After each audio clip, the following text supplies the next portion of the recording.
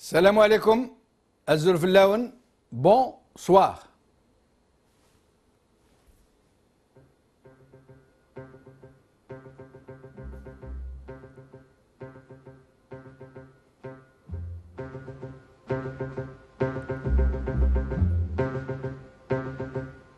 Et maintenant,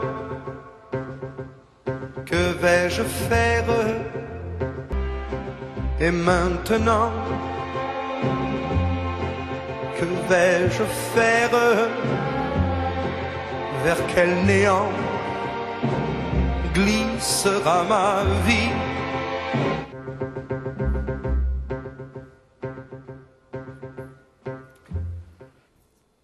Et maintenant, que vont-ils faire, les 19?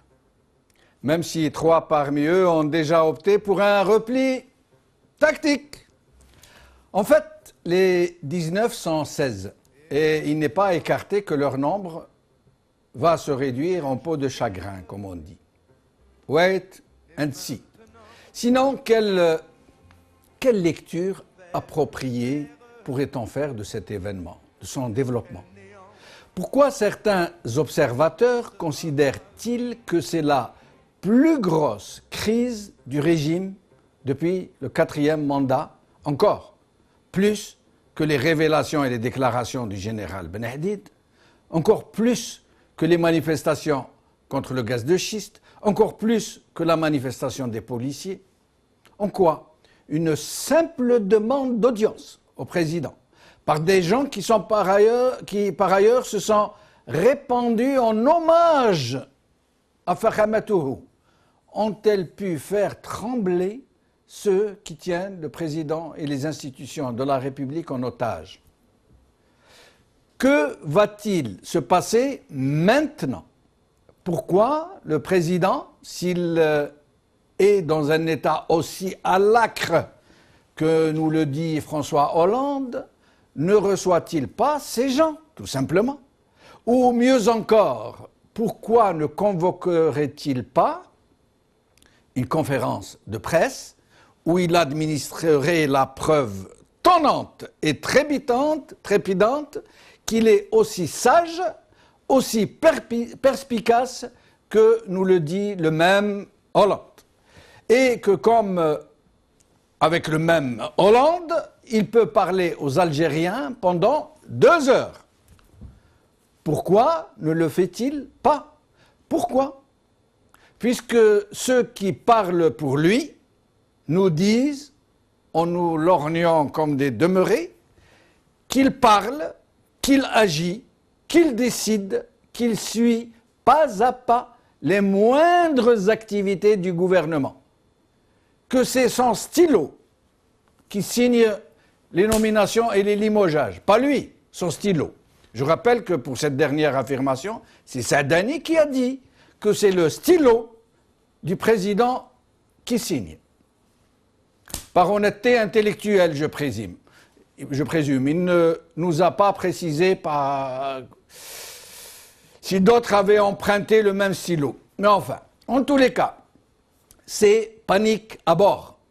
Une brèche a été ouverte dans les flancs du régime. Mais il ne faut pas trop se réjouir non plus. Un indicateur très significatif montre bien que ce régime garde encore le contrôle. C'est le silence radio. C'est ça l'indicateur. Ce silence radio. Malgré ce coup de boutoir, rien, absolument rien, ne filtre sur les dissensions qui le secouent. Rien. Et entre rien et rien, il y a rien. Et cela montre que les principaux décideurs tiennent encore la baraque. Du moins pour le moment. C'est un signe qui ne trompe pas. Le jour où les révélations vont commencer à pleuvoir, nous saurons alors que le compte à rebours a commencé. Mais des déclarations gravissimes ont été lancées par certains signataires. Khalida Toumi affirme qu'elle et ses co-signataires savent des choses très graves. Des choses très graves dont on se demande pourquoi elle ne les révèle pas au peuple algérien. Mais pire encore, elle dit qu'il est urgent de les porter à la connaissance de Bouteflika. Urgent. Et là, je tombe de la chaise. En même temps que je découvre que Mme Toumi semble avoir perdu la notion du bon sens populaire.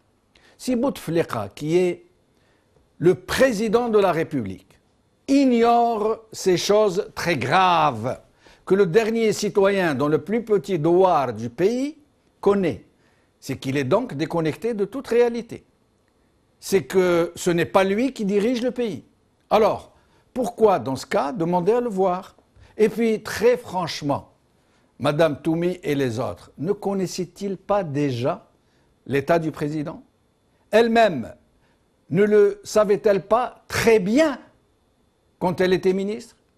Vont-ils, elle et les autres qui ne se sont pas encore retirés, réussir à faire croire qu'ils ne savent pas ce que tous les Algériens savent, que Bouteflika ne s'est pas exprimé pendant 3 ans, qui ne fait que des apparitions préalablement enregistrées, qui ont exigé des heures de tournage pour le montrer 30 secondes, dans un état pitoyable, et avec des personnalités qui, au mieux, semblent avoir été piégées. Je ne parle pas de celles qui reçoivent des chèques pour leurs prestations, ni de celles qui prêtent leur image pour cautionner la lacrité du président à des fins politico-économiques, somme toute légitimes, puisqu'ils se mettent au service des intérêts de leurs pays respectifs.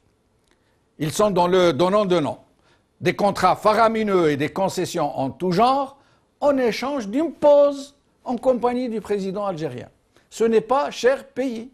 Surtout qu'en fin de compte, ce sont les Algériens qu'ils trompent et non pas leur propre peuple.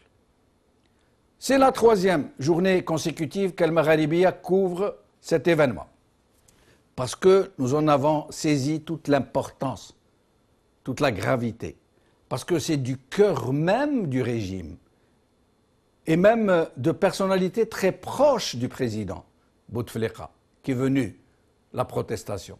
Elle vaut ce qu'elle vaut, même si elle est un dithyrambe vibrant pour Fahamatohu, mais elle est d'une importance capitale, puisque ce sont des proches du régime qui disent douter que ce soit le président qui décide, et qui disent que ce sont d'autres que lui qui décident en ses noms et lieux.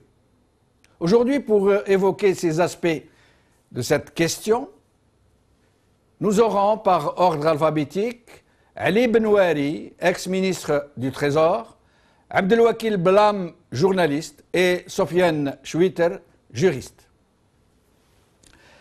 Ali Benouari, merci d'avoir accepté notre invitation.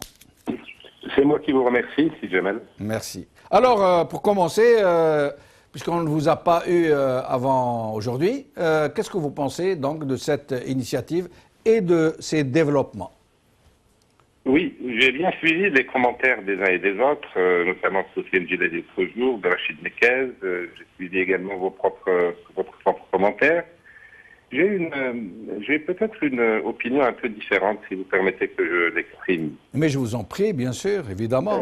Bien entendu, je saisis toute l'importance des déclarations de la sortie et de la démarche des 19, qui est bonne à prendre dans le contexte actuel, parce que venant de proches d'affidés du président. Néanmoins, je rappelle que Khalida Toumi et Louisa Hanoun ont été les plus fervents zélatrices, si vous voulez, en tant qu'égéries du système. Elles ont cautionné toutes les dérives, elles y ont participé. L'élection de 2014, elles n'y ont pas été de même ordre. J'ai été même diffamé par Louisa Hanoun le jour où j'ai écrit mes fameuses lettres ouvertes. La même lettre, en fait, à Barroso, de la Commission européenne, à Ban Ki-moon, secrétaire de l'ONU, et à Barack Obama, en fait, toutes les grandes puissances, vraiment les grandes puissances. Le régime n'a pas trouvé mieux que de lâcher ses sbires contre moi par des diffamations extrêmement graves, et notamment Louisa Hanoun, que j'ai assigné en justice depuis. L'affaire est en cours. La chaîne Nahar, tout était bon pour discréditer les opposants qui avaient osé exprimer des doutes sur la capacité du président Bouteflika à diriger le pays. Tout le monde sait qu'il est malade, et gravement malade depuis 3 ans. Donc, la sortie de Khalid Atoumi et de Louisa Hanoun aujourd'hui, moi je leur donne une signification, c'est le démantèlement du DRS. C'est la chute du DRS qui a provoqué la rupture de l'équilibre sur lequel le régime de Bouteflika est assis depuis 1999. Tout de même, il faut rappeler que c'est l'armée et le DRS qui ont amené Bouteflika sur un fauteuil, mais sans jeu de mots. En 99, en 2004, en 2009 et en 2014. Ils l'ont ramené et les égéries du système, comme Khalid Atoumi et Louisa Hanoun, étaient aux premières loges. Si aujourd'hui elles font cette sortie pour le moins étonnante, mais qui est bonne à prendre de toute façon, sur ce terrain, je vous suis. Parce qu'on ne peut pas suspecter des nervis, des proches du régime de méchanceté, entre guillemets. C'est tout simplement parce que l'équilibre qui était au sommet du pouvoir vient d'être rompu par Bouteflika lui-même. Le démantèlement du DRS, le départ du général Toufir, l'arrestation du général Hassan ne pouvaient pas rester sans suite. Et donc, Bouteflika et son régime payent aujourd'hui les conséquences. C'est-à-dire que là où il devait... Mais quand vous dites par Bouteflika lui-même, Ali Benouari, vous supposez que Bouteflika décide encore, donc? Non, il ne décide pas, on décide pour lui. Il y a un véritable hold-up. Mais vous venez de dire par Bouteflika lui-même. Non, je me suis peut-être mal fait comprendre. Mais Bouteflika est un habillage pour l'ensemble du système. Le système qui a ruiné le pays, c'est pour moi un système, ce n'est pas une personne. Bouteflika a servi, à un moment donné il n'a plus servi. Il y a une crise au sommet. Aujourd'hui, le courant incarné par Bouteflika et ses sbires a gagné, mais une victoire à la Pyrrhus. Parce qu'aujourd'hui, il paye les conséquences de la destruction de l'équilibre qui a présidé à ses 4 mandats, à son élection, entre guillemets, au cours de 4 mandats. Donc la sortie de Khalid Atoumi et de Louisa Hanoun doit être analysée sous cet angle-là. Sinon, pourquoi est-ce qu'elles se sont tues jusqu'ici? Bien mieux, elles ont cautionné toutes les saloperies, si vous me permettez l'expression, du régime. Quand le régime a lancé ses troupes, rappelez-vous, si Jamel, il a fallu que je vienne à Maralibia pour répondre à la véritable, au véritable chasse à l'homme qui a été décidé. Louisa Hanoun en tête. Ils l'ont lâché à mes trousses.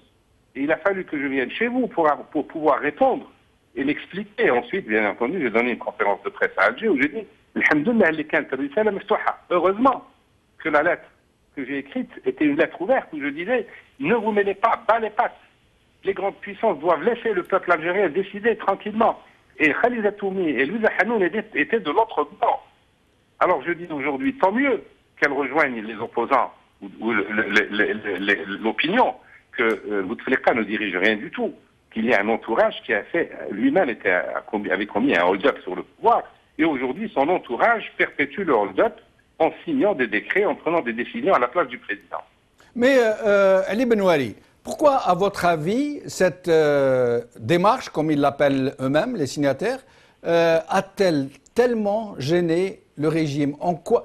Je vous rappelle, par exemple, qu'en mars 2015, il y a quelques mois, la CLTD a initié une démarche similaire, sauf qu'ils ne sont pas allés au bout. Ils ont annoncé qu'ils allaient demander à rencontrer le président pour s'assurer de sa bonne santé. Puis c'est tombé dans l'eau. Mais pourquoi c'est tombé dans l'eau? Parce qu'aucun média, aucune partie ne s'en est occupé parce que c'est passé vraiment incognito, j'allais dire. Alors que là, ça a fait vraiment chorus. Pourquoi, à votre avis, ça dérange autant le régime? Mais parce qu'à mon avis, du moment qu'il y a eu rupture d'équilibre au sommet du pouvoir, le roi s'est retrouvé nu. Le roi qui a dirigé, Bouteflika, qui a dirigé le pays, grâce à l'appui de l'armée et du DRS, aujourd'hui ne peut plus compter sur ceux qui l'ont amené au pouvoir. Et donc ça donne des ailes, ça donne du courage entre guillemets, à des Khalid Atoumi et à des Louisa Hanoun, qui sont véritablement pour moi aussi coupables, aussi responsables que Bouteflika et consorts. Mais tout le monde sait, Ali Benouari, tout le monde sait en Algérie, d'ailleurs il n'y a qu'à voir les images de Abdelaziz Bouteflika, les quelques secondes qu'on nous montre lorsqu'il rencontre des gens qui ne sont pas toujours très nets, semble-t-il. Tout le monde sait qu'il ne parle pas puisqu'il ne sait pas exprimer depuis plus de 3 ans. toute la Tout le monde jury de sait fait, qu'il ne se déplace bien sûr. pas, qu'il ne prend pas de décision. Donc en quoi cette démarche apporte-t-elle du nouveau? Parce que encore une fois, c'est un rapport de force qui a été brisé. Aujourd'hui, Bouteflika est affaibli par l'affaiblissement du DRS. Et donc tous les gens qui servaient le DRS et qui contribuent à légitimer Bouteflika, ils sont en dehors. Il ne peut plus compter sur eux. Et à mon avis, ce n'est que le commencement. Ce n'est que le commencement. En réalité, Bouteflika a brisé, scié la branche sur laquelle il était assis. C'est comme ça que je m'explique que des égéries comme Khalid Datoumi et Louisa Hannoun, aujourd'hui, se retrouvent dans la peau d'opposants. Nous allons revenir sur cette question très intéressante que vous venez de soulever. Je vous reposerai la question. Ce n'est que le commencement. Je vous demanderai de nous en dire plus. Abdelwakil Blam, merci d'avoir accepté notre invitation. Abdelwakil Blam. C'est moi, monsieur Jamel. Merci, Moi qui Abdelwakil. vous remercie. Merci. Alors, Abdelwakil, pareil, même question. D'abord, qu'est-ce que vous pensez de cette démarche? Ensuite, nous en viendrons à d'autres questions. Abdelwakil? Abdelwakil, vous m'entendez? Je n'ai rien entendu, j'entends très mal. Je repose la question, Allô? je vous demandais, parce que nous on vous entend très bien, je vous demandais ce que vous pensez de cette initiative. Il y a un souci, je reviens. Écoutez, Oui. j'ai pas écouté M. Benoît dès le début, mais pour ma part, c'est vrai que beaucoup d'encre a coulé pour traiter, pour analyser cette nouvelle, cette première déjà dans l'histoire de l'Algérie. À ma connaissance, dans toute l'histoire de l'Algérie, jamais un groupe de citoyens entre ministres ou ex-ministres, moudjahid, moudjahida, artistes, présidentes de partis politiques, se sentent comportés de la sorte en adressant une lettre d'une manière publique lors d'une conférence de presse au président de la République en demandant d'être reçu par lui pour expliquer la situation aussi grave que traverse l'Algérie d'après eux.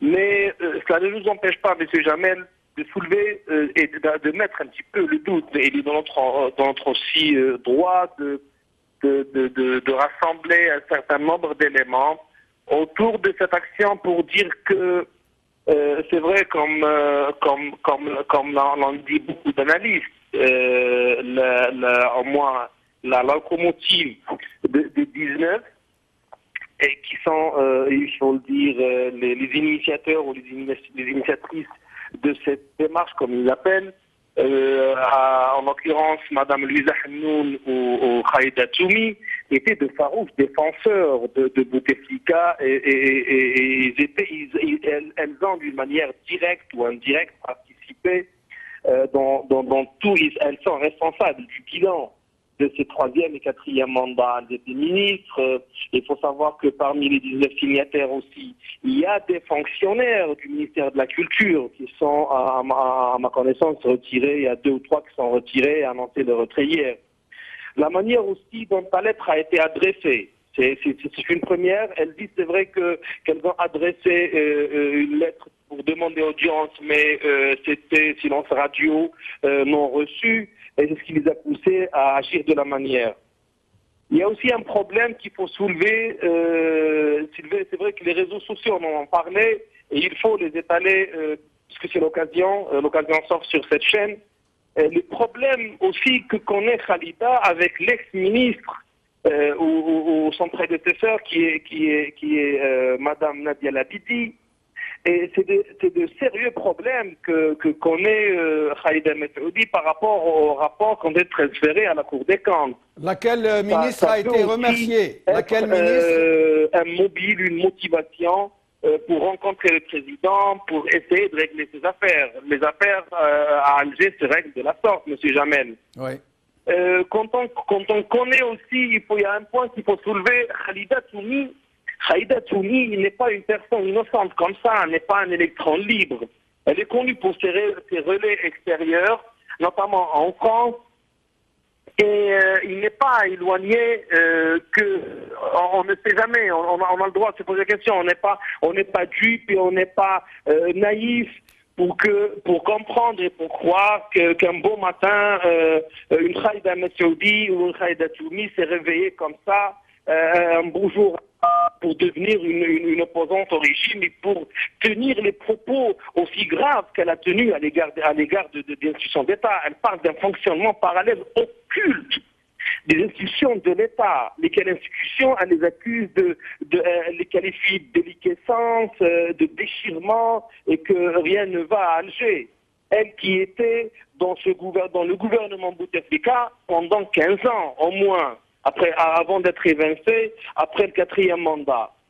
Il y a aussi ce qui semait le doute aussi dans toute cette action et cette démarche, c'est la composante, M. Jamel, hétérogène des 19.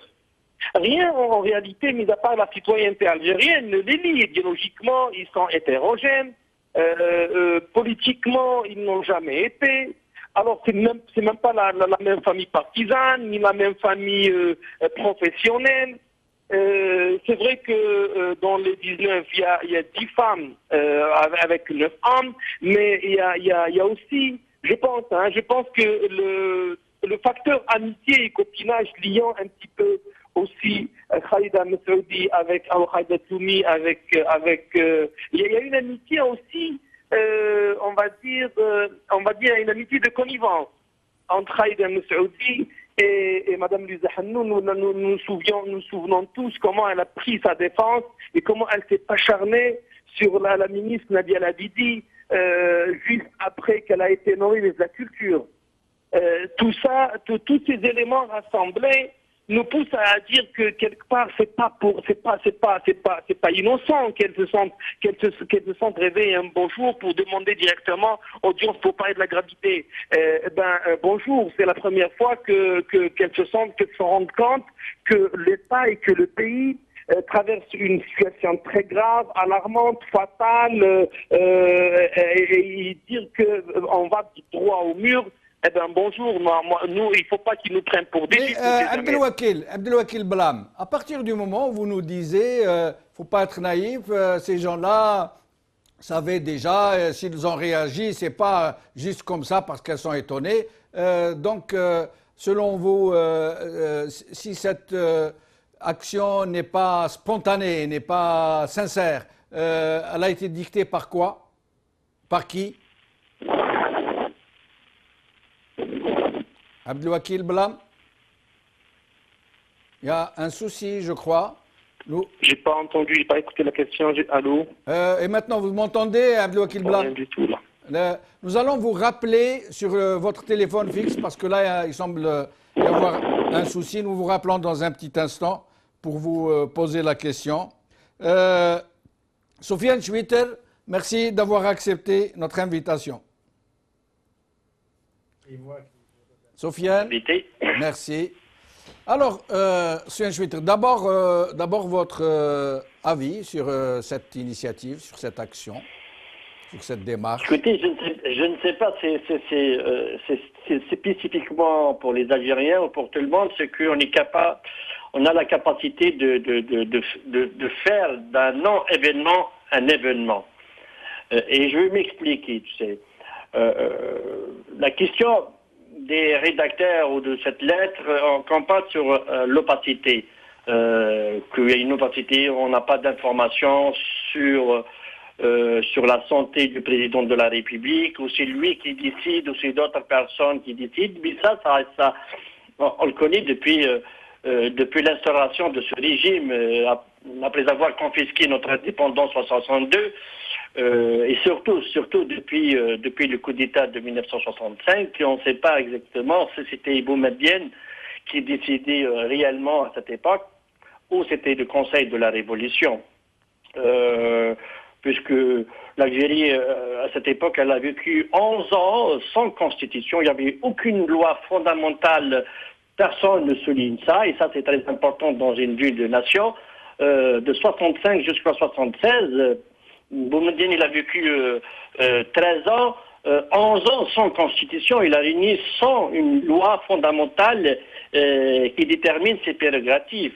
Donc on ne sait pas, après sa maladie, on ne sait pas exactement qui décide réellement en Algérie. Est-ce que lui, puisqu'il était aussi malade, mais personne ne sait. Enfin, les Algériens à cette époque, on ne savait pas, à part quelques informations diffusées dans la presse mondiale.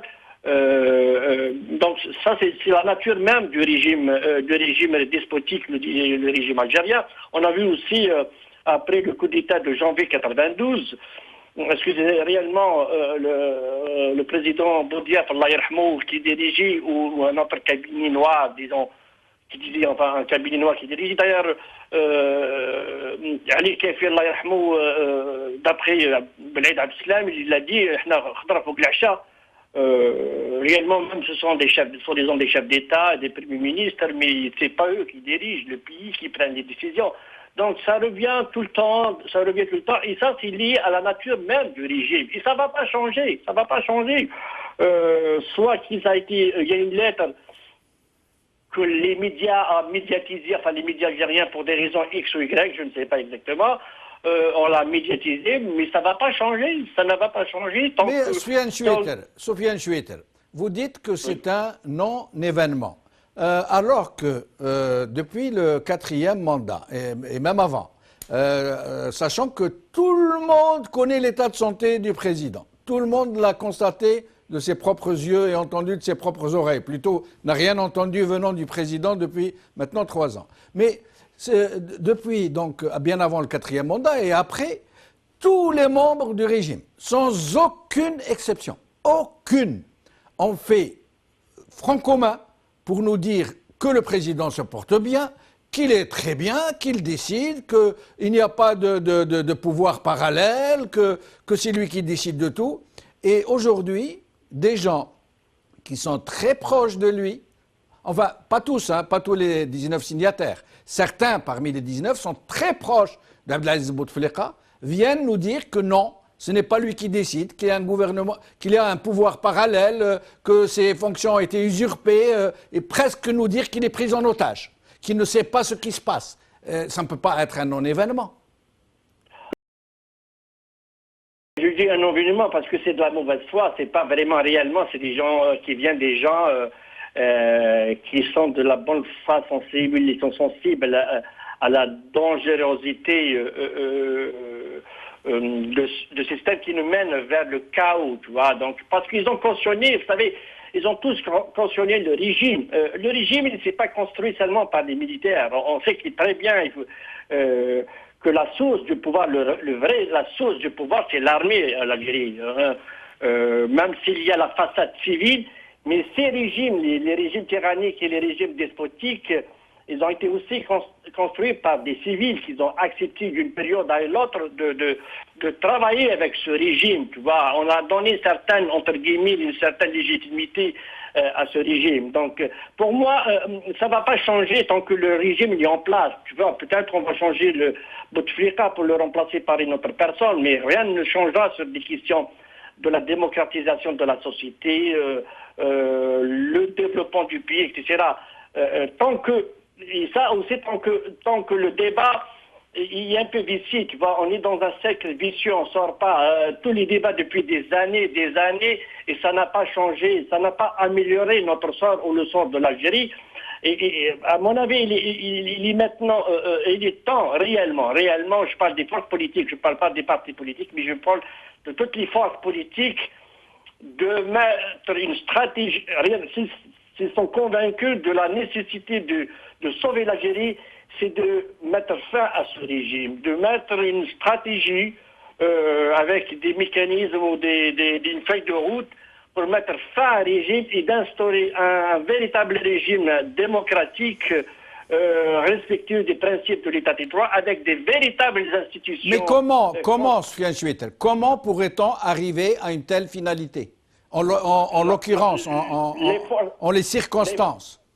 Les forces politiques doivent se réunir et de changer leur langage au lieu de parler sur des élections ou d'avoir une commission. On a vu depuis 1999 toutes les élections qui ont été falsifiées, il y avait la surveillance de ce qu'on appelle la commission indépendante des élections. Moi-même, j'ai participé au nom de la Ligue des droits de l'homme en 99 à la commission comme membre de la Ligue. J'ai vu le travail, ça ne mène à rien du tout. On est dans un cercle vicieux et ça ne change pas. Alors, maintenant, il est temps que toutes les forces politiques changent le langage. On n'attend plus de ces élections. Ça ne change pas les Quelle élections. force politique? Quelle force, Soufiane Chouet? Les islamistes, les laïcs, les républicains, les nationalistes qui sont convaincus qu'il faut changer le régime. Le régime despotique, c'est la fin de l'Algérie. Il nous mène dans le chaos. Mais il n'y a pas de dynamique. Il n'y a pas de dynamique politique. Il n'y a pas de présence de ces forces dont vous parlez sur la scène politique. Elles sont absentes ou elles sont défaillantes ou elles sont au râtelier du régime, à la mangeoire, comme on dit. Comment voulez-vous qu'elles se mettent d'accord sur un tel objectif aussi important? Malheureusement, c'est ça le constat, mais il faut que le peuple se libère, justement, se libère de ce mensonge qu'on a, justement, des partis politiques d'opposition, alors que ça n'existe pas réellement. Ce sont des gens, des clients de pouvoir, ça dépend des périodes. Parfois, ils se tiennent, parfois, pour d'autres raisons X, Y, je ne rentre pas dans les détails. Ils changent leur discours. On a vu, par exemple, vous avez donné l'exemple Khalida Toumi, Louisa Hannoun, qu'ils ont toujours soutenu Bouteflika, ils ont soutenu cette opacité, cette non-transparence dans la gestion des pays, etc. Et maintenant, ils ont changé un peu de discours. Est-ce que ça rentre dans un conflit entre les clans du pouvoir? Je ne sais pas. Mais moi, ça ne m'intéresse pas parce que ça ne va pas changer pour le bien de l'Algérie.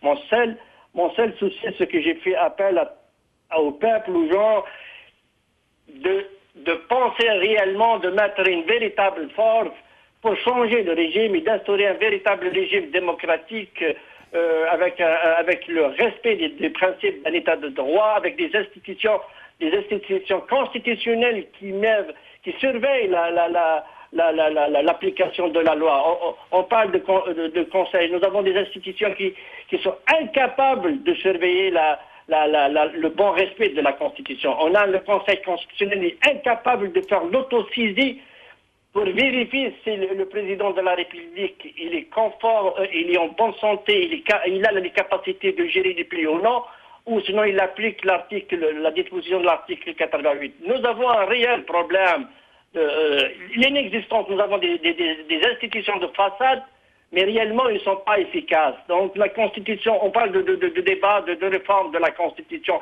C'est le même discours. Là, juste par exemple, je soulève ce que M. Ali Benoît parlait sur le démantèlement de la DRS. Moi, je ne suis pas d'accord avec ça, avec ce constat. Moi, je crois qu'il y a une certaine réorganisation de la police politique. Peut-être qu'ils vont changer le nom, mais ça a été le cas après l'ouverture démocratique après octobre 88 et l'adoption de la Constitution de 89. Il y avait une des revendications du FFS, c'était la dissolution de la police politique.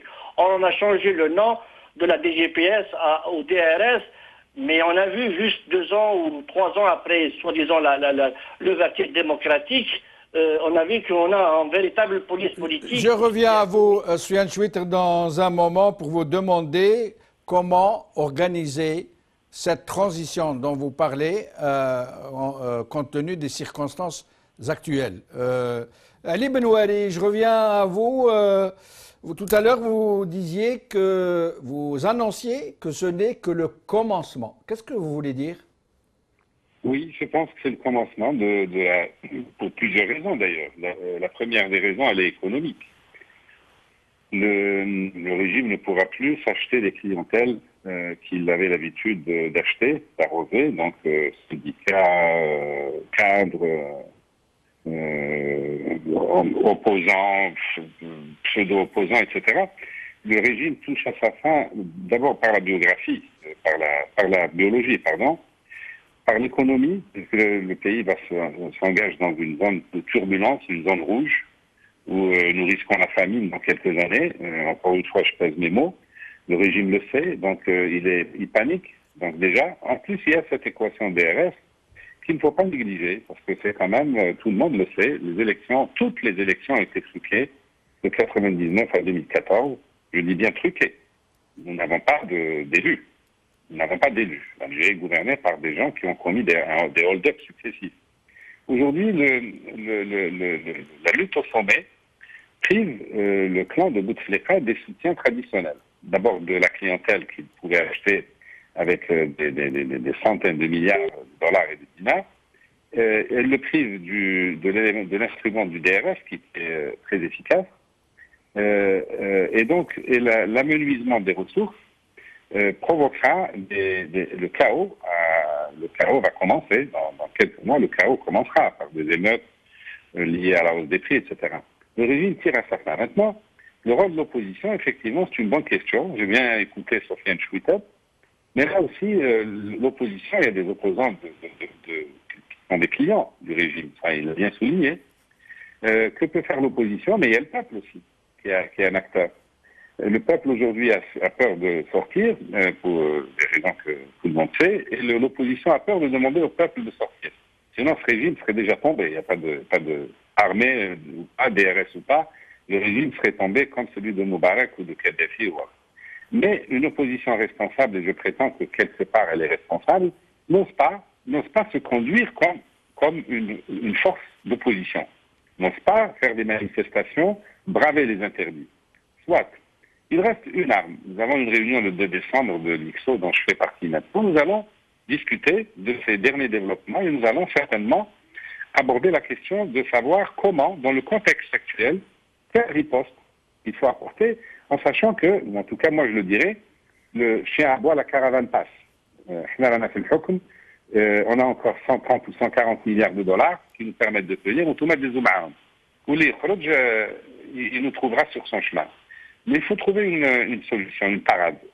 Les sorties des 19 offrent l'occasion précisément aujourd'hui de rebondir et de dire maintenant ça suffit. Quelle parade, quelle riposte. Moi j'ai mon idée là-dessus, une idée de non-violence, tout à fait pacifique. Je ne vous la dirai pas maintenant, mais je la présenterai le 2 décembre.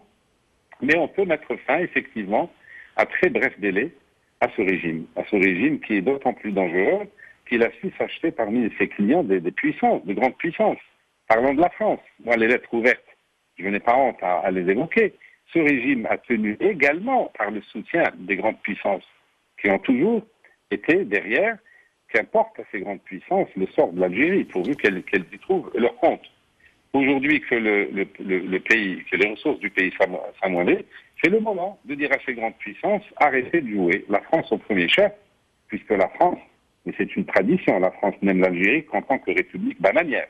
Le général de Gaulle, déjà traité par le mépris des libéraux contre Abbas, qui ne demandait pas plus que l'assimilation. Et le général de Gaulle est traité par le mépris.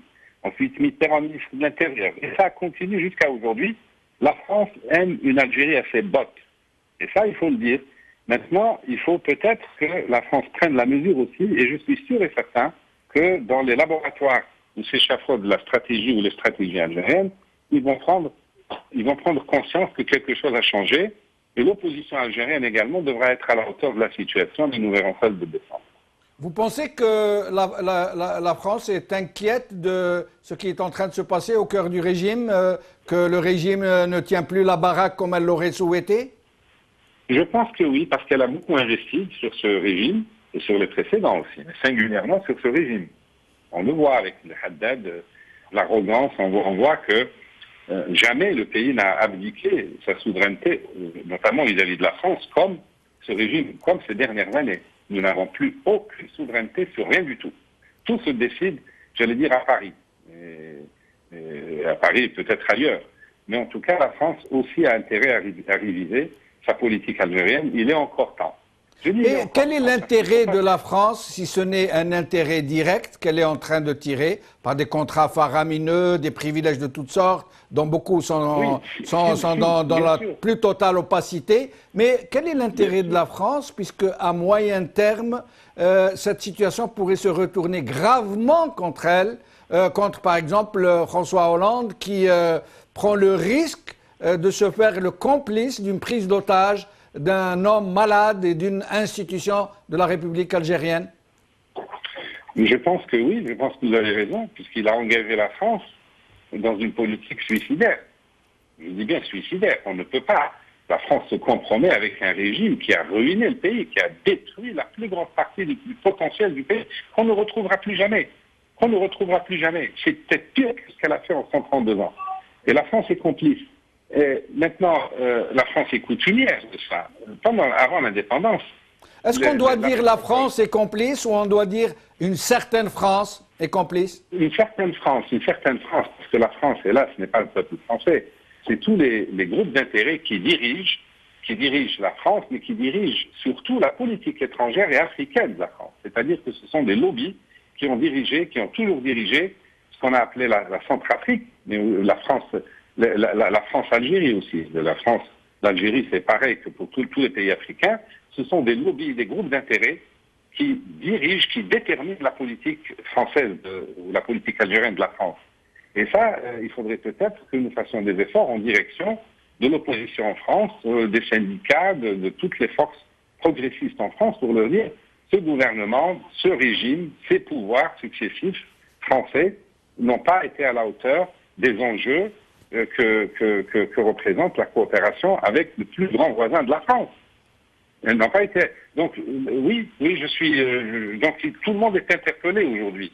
La France, les États-Unis, les voisins, l'opposition algérienne, le peuple est interpellé parce qu'entre l'indolence qui lui est coutumière et la violence par laquelle il ne sait pas exprimer son mécontentement d'une autre manière, le peuple est aussi interpellé. Il faut qu'il mûrisse. Et c'est un peu le travail que je mène, et que mènent aussi d'autres opposants, éveiller les consciences, expliquer au peuple algérien qu'il n'y a pas que la violence comme solution. On peut se débarrasser d'un régime aussi pourri que celui-là, sans avoir besoin de café, sans avoir besoin, mais il faut évidemment il faut l'éclairer. C'est le rôle de l'opposition, d'ailleurs, c'est pas seulement de lancer des troupes dans les rues, c'est expliquer inlassablement au peuple algérien qu'il mérite mieux que ses dirigeants. Ali Benouari, restez avec nous. Je rappelle que nous avons perdu Abdelwakil Blam. Nous n'arrivons à le joindre ni sur le mobile, ni sur le fixe. Et curieusement, à chaque fois, nous perdons des invités qui appellent depuis l'Algérie ou que nous appelons depuis l'Algérie, alors que nos deux autres invités qui ne se trouvent pas en Algérie, nous ne les avons pas perdus. Soufiane Chouiter, tout à l'heure, vous parliez d'organiser une dynamique vers une vraie transition pour aller vers plus d'État, plus d'État civil, plus de république, plus de démocratie. Très franchement, comment peut-on envisager une telle dynamique en des circonstances aussi calamiteuses? Il n'y a plus de force qui soit sur le terrain, qui représente vraiment ces aspirations, derrière laquelle le peuple algérien pourrait se rallier. Les forces en présence qui existent, celles qui sont honnêtes, sont neutralisées. Les autres ont été corrompues, elles sont au râtelier. Le régime a fait le vide, le Sahara sur la scène politique, c'est-à-dire les Algériens n'ont plus qu'un choix. S'ils sortent dans la rue, c'est pour casser, pour brûler. Et à ce moment-là, le peuple algérien lui-même dira « Ah non, on ne veut pas de ça, on ne veut pas replonger dans la violence ». Donc, comment faire, selon vous ? Je pense qu'il faut commencer à entreprendre des contacts avec des personnalités ou des gens crédibles et de haute moralité qui n'ont jamais s'impliqué avec ce régime ou dans ces partis politiques là qui croient réellement au changement de régime, que le salut de l'Algérie vienne par le changement de l'Algérie et d'instaurer un régime démocratique. Donc, la transition, il y a deux sortes. Je voudrais souligner, Jamaldine, si vous me permettez, il y a deux sortes de transition politique. Il y a la transition après la chute brutale d'un régime, et il y a la transition négociée.